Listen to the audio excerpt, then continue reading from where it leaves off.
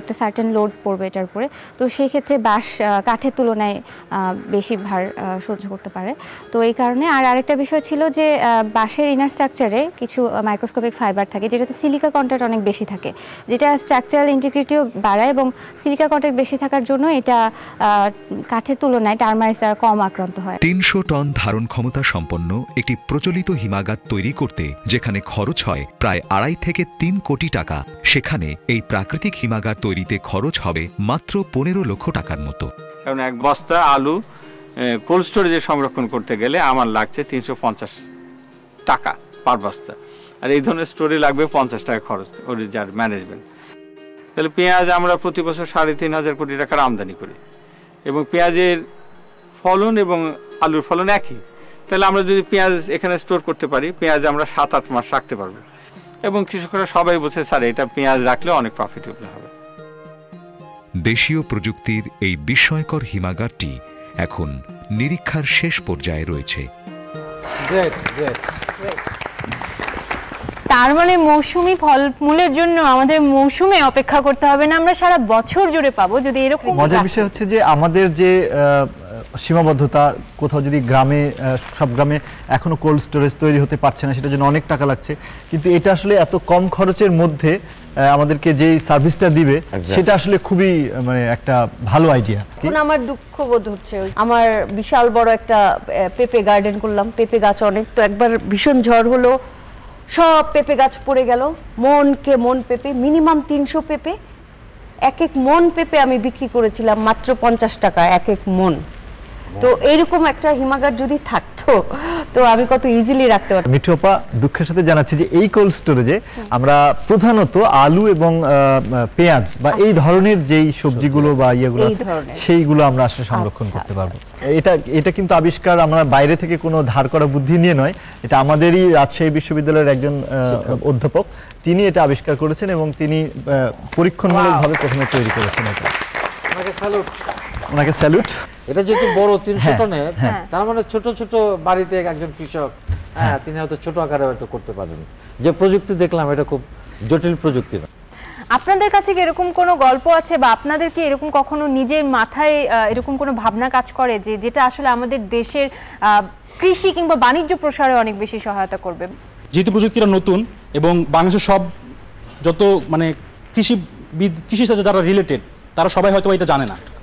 আমাদের দেশে যুব উন্নয়ন প্রকল্প নামে একটি সংস্থা আছে যেখানে কৃষির সাথে রিলেটেড প্রশিক্ষণ দেওয়া হয়। আমার মনে হয় সরকারের অতি দ্রুত এই হিমাগারটাকে ওই যুব উন্নয়ন প্রকল্পের মধ্যে ইনক্লুড করা উচিত, আর কৃষি উন্নয়ন ব্যাংক থেকে সুদমুক্ত ঋণের ব্যবস্থা করা উচিত এই হিমাগার তৈরির জন্য। খুব সুন্দর, খুব সুন্দর বলেছেন। আরেকজন কথা বলতে চাচ্ছিলেন, ওনার সম্ভবত জমি আছে এবং হিমাগার করতে আগ্রহী মনে হচ্ছে। একটা কথা বলতে চাই যে আমাদের বাংলাদেশকে বলা হয় যে উর্বরশীল একটা দেশ, এখানে সব কিছুই খুব সহজেই ফলানো যায়। তো এই হিমাগারটা যদি আমরা তরুণরা যদি সবাই মিলে যদি এটা বাস্তবায়ন করতে পারি, তাহলে হয়তো বা ভবিষ্যতে যেসব পচনশীল জিনিসগুলো আছে আলু বা পেঁয়াজ বাইরের দেশ থেকে আমাদেরকে কিনে নিয়ে আসতে হবে না। প্রতি বছর যে বন্যার সময় বা সিজন আসে যখন এই জিনিসগুলো পাওয়া যাচ্ছে না বা এত ক্রয় সীমার ঊর্ধ্বে উঠে যায় যে সাধারণ মানুষের পক্ষে সেই জিনিসগুলো কেনা সম্ভব হয় না, কিন্তু আমাদের কিন্তু সম্ভব যে আমরা নিজেরা এটা ফলন করে এর দামটা আমরা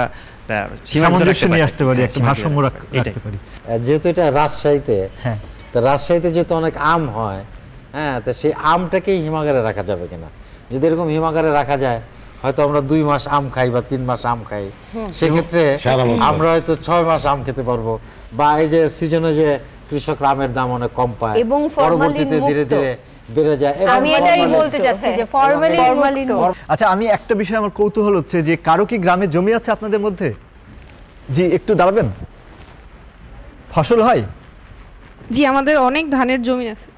আচ্ছা, ধান চাষ করা হয়, প্লাস পেঁয়াজ করা হয়, মরিচ করা হয়। আগে ফুলকপি করা হতো, বাঁধাকপি, তারপরে শালগম এসব করা হতো, এখন আর করা হয় না, বাবার অন্যান্য কাজও বেড়ে গেছে। এখন আলু পেঁয়াজ এই ধরনের ফসলগুলো কোথায় সংরক্ষণ করা হয়, নাকি সব খেয়ে ফেলেন? না, আসলে এত তো খাওয়া পসিবল হয় না। আমি সংরক্ষণ করতে খুব কমই দেখি, কারণ ওই সময়ই মানে ওই সিজনেই দেখা যায় যে বিক্রি করে দেয় পাইকারি দামে, খুব কম দামে বিক্রি করে দেয়। তো এই যে হিমাগারের যেই চিত্রটা দেখলাম, তো আই থিঙ্ক এরকম এগুলো যদি আমাদের ওই সাইডে হয়, আমি তো গাজীপুর থেকে আসছি, ওইখানেও যদি এরকম হয় তবে হয়তো বা কৃষকরা আরেকটু লাভবান হবে। সব দিক মিলে তাদের অবস্থার আরেকটু উন্নতি হবে। এবং মূলধনও কিন্তু খুব কম, যদি একজনের পক্ষে সম্ভব না হয় তাহলে 3-4 জন মিলে হয়তো একসঙ্গে উদ্যোগ নিয়ে এরকম প্রাকৃতিক হিমাগার তৈরি করতে পারে। এবং এটা আসলে মানে গল্প নয়, সত্যি চমৎকার একটি গল্প আমরা দেখলাম। নাবিলা, আমরা তো মনে হচ্ছে সময় শেষের দিকে, তো শেষ যে অংশটা আছে আমাদের সেটা থেকে আমরা যাবো এখন। আরেকটা বিরতি নেবে? তার আগে একটা বিরতি নেওয়া দরকার। ঠিক আছে, নিয়ে নিচ্ছি। আরও একটি গল্প আছে যেটি গল্প নয় সত্যি, দেখার অপেক্ষা নিশ্চয়ই রয়েছে, সঙ্গে থাকবে। গল্প নয় সত্যি।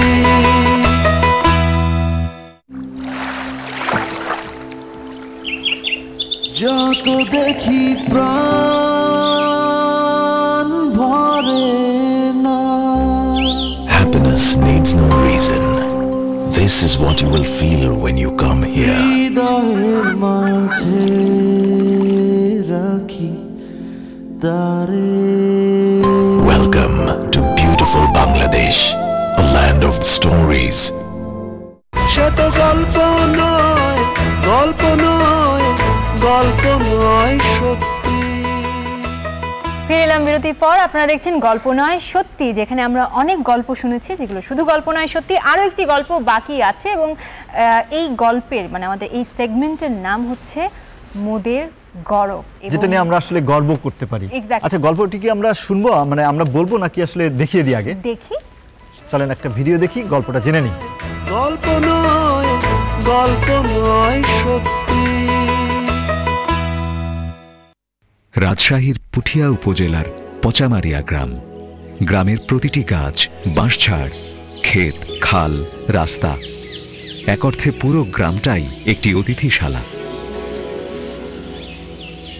পরম আত্মীয়ের মতো হাজার হাজার বিদেশি অতিথি বেড়াতে আসে সারা বছর জুড়ে। অতিথি ভগবান। গ্রামবাসী যেন এই দর্শনে বিশ্বাস করে মিলেমিশে থাকে সব সময়।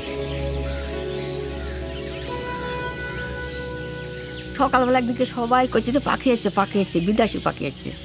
যখন শীতটা আরম্ভ করে সেই টাইমে বেশি আসে, আর শীতের পরেও গরমকালে থাকে কম থাকে, কিন্তু শীতের এই টাইমটাতে প্রচুর পরিমাণে আসে। দূরে দূরে থেকে মানুষ আসে দেখতে। আমরা শুট করি, কোথায় দেখছেন? কইছে পাখি দেখতে যাচ্ছে। আমরা যা সাথে যা দেখায় দিই। প্রতিটি পাখি যেমন চেনে গ্রামবাসীকে, গ্রামবাসীরাও জানে প্রতিটি পাখির নাম।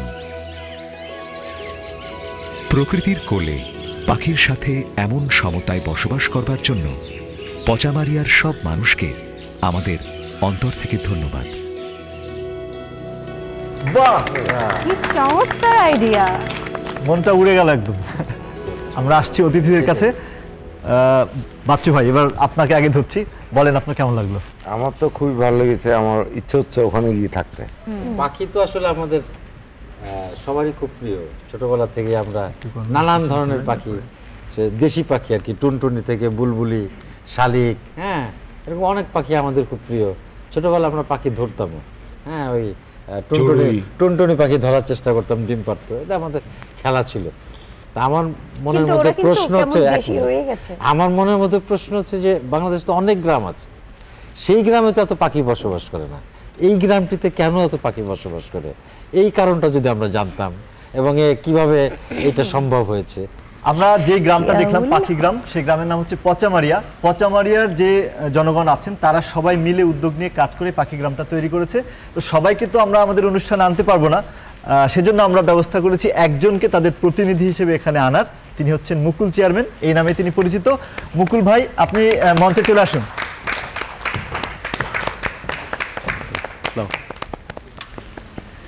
আমি জানি যে অনেক কৌতূহল সবার, অনেক প্রশ্ন মুকুল ভাইয়ের কাছে। তার আগে মুকুল ভাই, আপনি যদি বলেন যে কিভাবে শুরুটা হলো।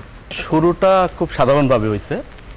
এটা 2004 সালে প্রথমে গ্রামের কিছু ছেলে, উদ্যোগী ছেলে, যুবক ছেলে, তারা আমার কাছে এসে বলে এখানে তো কিছু পাখি থাকে, আপনি যদি এটা মারা নিষিদ্ধ করে দেন তাহলে পাখিরা হয়তো নিরাপদে থাকতে পারে আর পাখি বাড়বে। তো তখন আসল কাজটা শুরু হলো। তখন আমরা ওইখানে গ্রামবাসীদেরকে উদ্বুদ্ধ করলাম, একত্রিত করলাম, করে প্রথমে কমিটি করলাম, 2টা কমিটি, একটা কার্যকরী কমিটি, একটা সাধারণ কমিটি করে আমরা সাইনবোর্ড লাগালাম, মাইকিং করলাম, বিভিন্নভাবে সভা মিটিং করে আমরা একেবারে পুরা গ্রাম না, শুধু আমার শিলমারি ইউনিয়ন আমার ইউনিয়নের নাম। পুরা ইউনিয়নে এটা মানুষকে বোঝানোর চেষ্টা করলাম, তোমরা পাখি মেরো না, দেখো পাখি কত সুন্দর লাগে, এসে দেখো।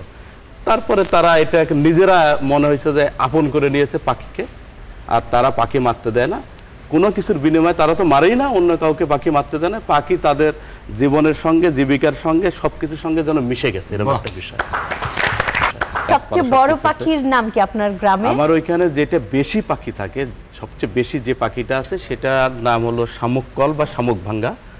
ওখানে যে পাখিগুলো আছে তার মধ্যে দেশি পাখি কতগুলো এবং অতিথি পাখি কতগুলো? অতিথি পাখি ৬-৭ রকমের আছে, আর বাদ বাকি সবগুলো দেশি। আচ্ছা, দেশি পাখি কোনো ডিস্টার্ব বোধ করে না যে বেশি অতিথিরা চলে আসে, বাড়ির লোক থাকতে পারে না? অতিথিদের কারণে খুব একটা সমস্যা হয় না, তবে যারা পাখির এরিয়ায় বসবাস করে তাদের আসলে কষ্ট হয়।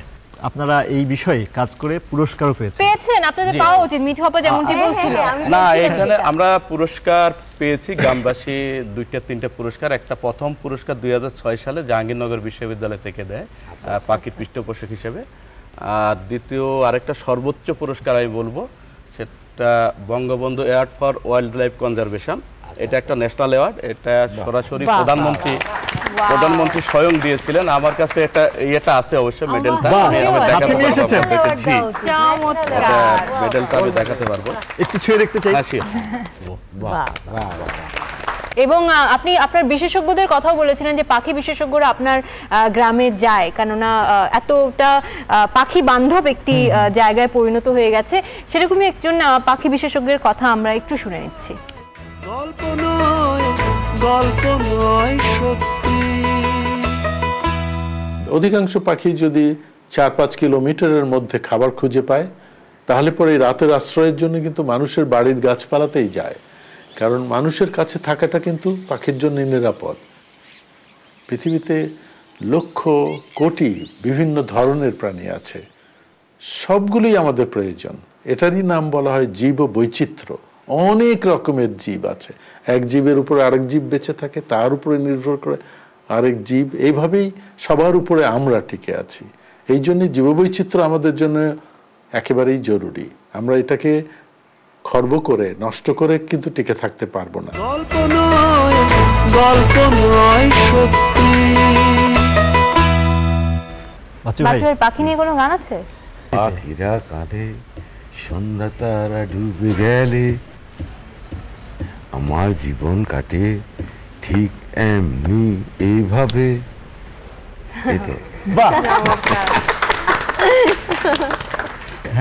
অনেক অনেক ধন্যবাদ মুকুল ভাই, অনেক অনেক ধন্যবাদ। এই উদ্যোগ আপনাদের আরো বেশি বিস্তৃত হোক, সেরকমটি আমরা আশা করছি। Thank you. গল্প নয় সত্যি, এরকম কি আরো অনেক গল্প আমরা তৈরি করতে আগ্রহী? অনেক অনেক ধন্যবাদ। অনেক অনেক ধন্যবাদ সবাইকে, দর্শকদেরকে, আর বাচ্চু ভাইকে, মিঠু আপাকে, বাবু ভাইকে অনেক ধন্যবাদ। গল্পের ঝুড়ি আজকে এতটুকুই ছিল। আর মনে রাখবেন যে এইগুলো গল্প নয়, এগুলো সত্যি। ভালো থাকুন সবাই। অনেক কথা মিশে আছে নদীর সাথে পথের বাঁকে, ভিড় ঠেলে আজ পায়ে পায়ে শত আশার নকশা আঁকে। হার না মানা স্বপ্নগুলো তোমার আমার মমতায়, বাংলাদেশে গল্প বলে সবার মনে রাঙিনায়। সে তো